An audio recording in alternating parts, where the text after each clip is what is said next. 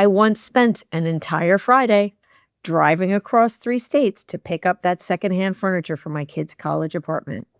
I was proud of her and I was proud of myself. We were the resourceful mother and daughter. We were practical. We were smart with money. The landlord needed us to move everything out of that apartment so that he could do the floors.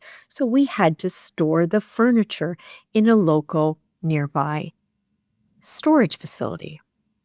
So when I calculated my time, which, oh, by the way, I couldn't do any of this on a weekend for one reason or another, it had to be done on a Friday.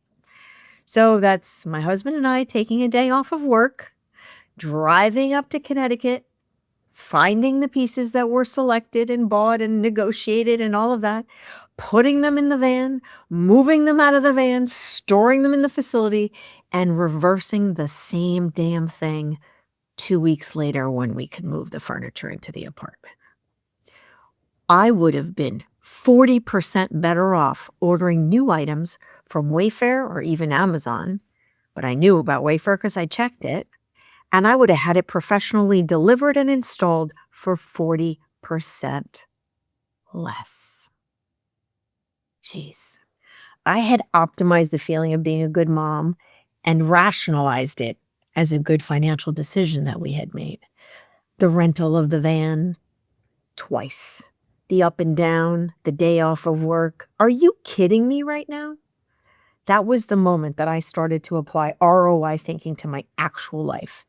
And I've not been able to unsee any situation the same way ever since. Why don't we do this?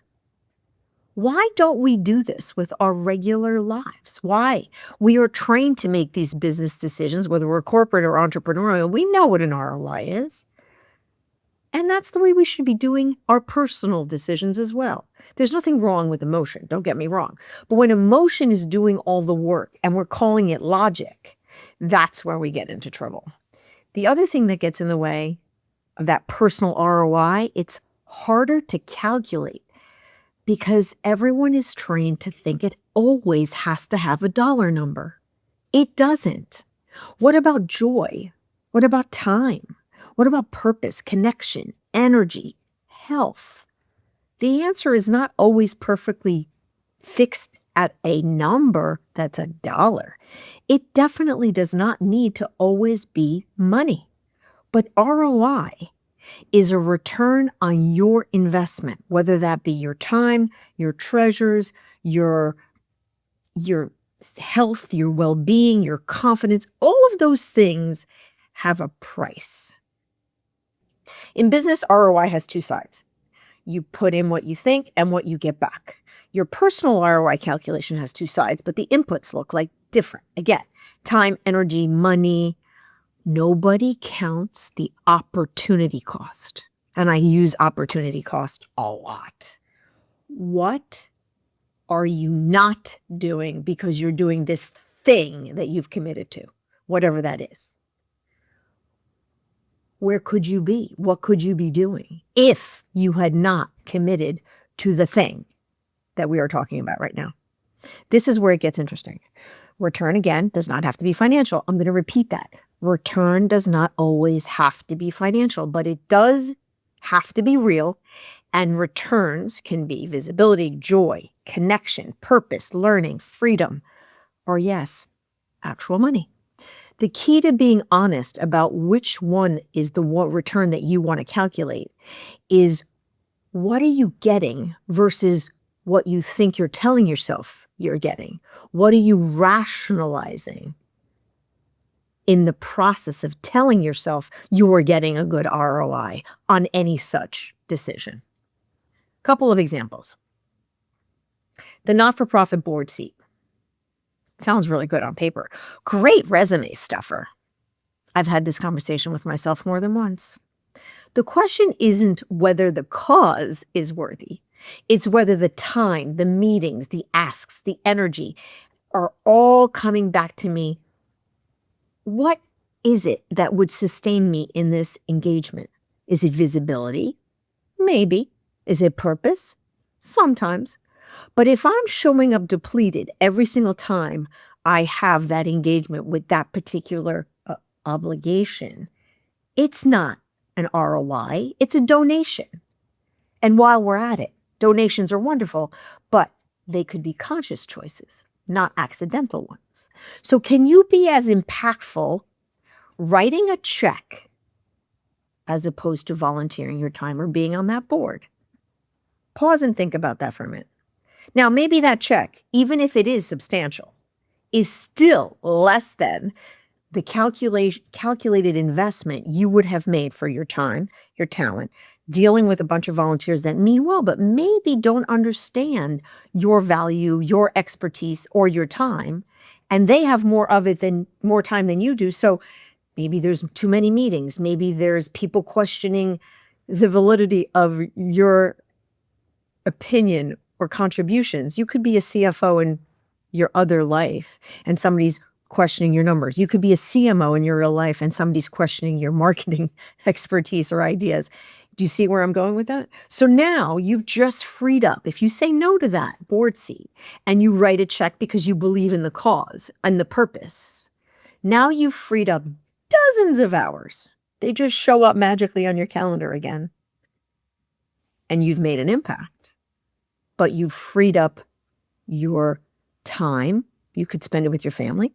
You could spend it traveling.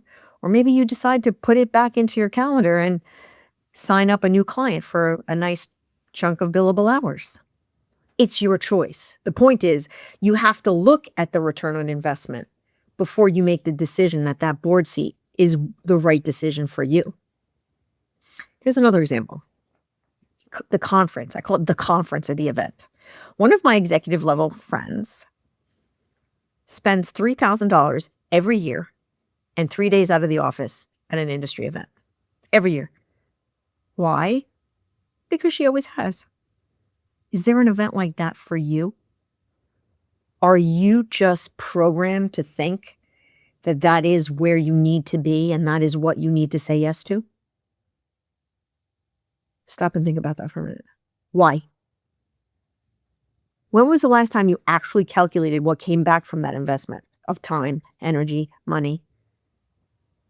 Not the feelings of being there, the actual return. When was the last time you calculated that? Is there a law of diminishing returns, going to the same conference, with the same people every year, year in and year out? If you're going to be in touch with some of these people, you probably already are doing it. So what's the incremental value of that to you? And what is the opportunity cost of being out of the office, away from your family, fill in the blanks, for 3 days and spending all of that money? Just think on it. How about the third thing? The staying too long ROI.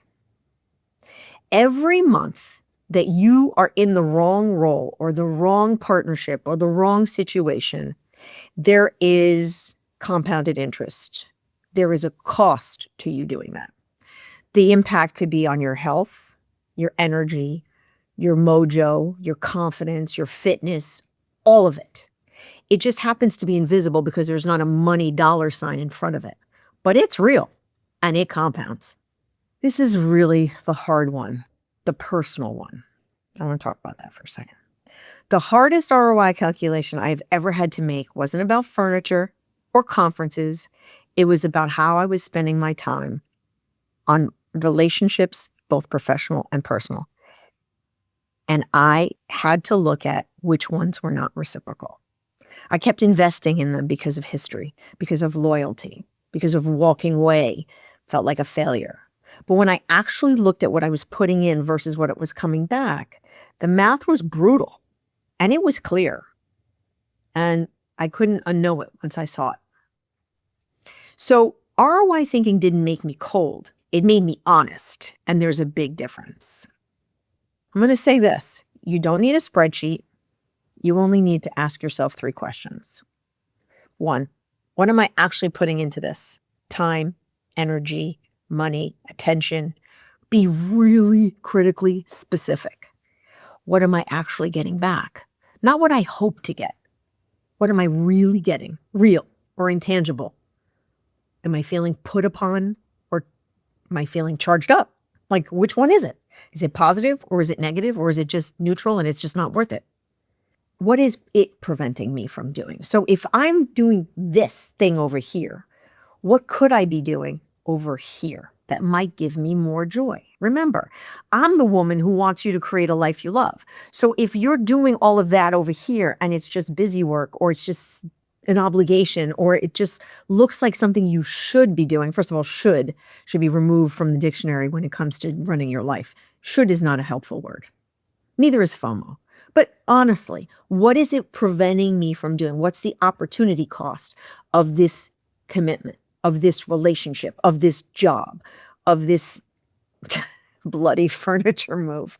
What is the real number? And it's often bigger than you think. Run that one on a decision you've been avoiding, just one. You'll know within 10 minutes whether or not you're making a real investment or you're just making some decision based on a comfortable habit. So if you listen to this and realize that there's a decision that you've been making on autopilot, a role, a relationship, a commitment, a direction, whatever it is that you've actually never run the numbers on, it's worth a conversation. It's not a worksheet. It's a conversation, because sometimes you need someone outside your situation to help you see the math really clearly. We're rigorous about our businesses and sloppy about our lives. And I get it, because our lives feel more personal, more emotional, more complicated. At least that's what we like to tell ourselves.